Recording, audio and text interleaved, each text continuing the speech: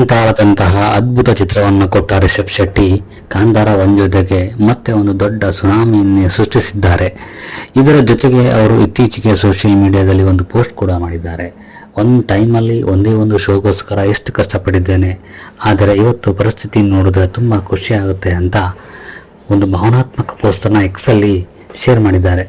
2016ರಲ್ಲಿ ಒಂದು ಪ್ರದರ್ಶನಕ್ಕಾಗಿ ಒದ್ದಾಡಿದ ದಿನದಿಂದ 5,000ಕ್ಕೂ ಹೆಚ್ಚು ಹೌಸ್ಫುಲ್ ಶೋಗಳ ಅದ್ಭುತ ಪಯಣ ಸಾಧ್ಯವಾಗಿದ್ದು ನಿಮ್ಮಿಂದ, ನಿಮ್ಮ ಪ್ರೀತಿ ಮತ್ತು ಬೆಂಬಲದಿಂದ ಮಾತ್ರ.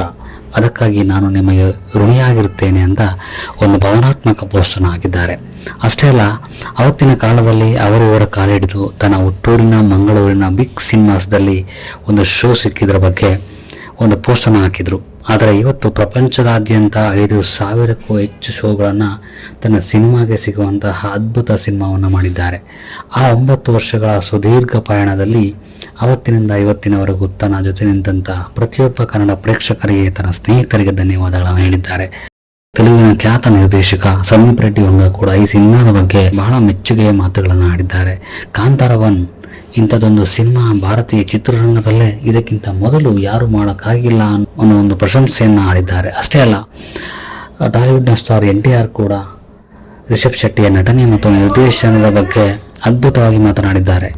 ಹಾಗೆ ಇಂಥ ಒಂದು ಸಿನಿಮಾವನ್ನು ನಿರ್ಮಿಸಿದ್ದಕ್ಕಾಗಿ ಒಮ್ಮಾಡೆ ಫಿಲ್ಮ್ಸ್ಗೂ ಕೂಡ ವಿಶ್ ಮಾಡಿದ್ದಾರೆ. 2022ರಲ್ಲಿ ಬಂದ ಕಾಂತಾರ ಚಿತ್ರ ಅದ್ಭುತವಾಗಿ ಮೂಡಿಬಂದಿತ್ತು. ಅದೇ ರೀತಿ ಅದರ ಪ್ರಿಕ್ವೆಲ್ನ ಈ ಚಿತ್ರ ಭಾರತೀಯ ಚಿತ್ರರಂಗದ ಎಲ್ಲ ದಾಖಲೆಗಳನ್ನು ಮುರಿದು ಮುಂದೆ ಸಾಗಲಿ ಅಂತ ಹೇಳೋಣ.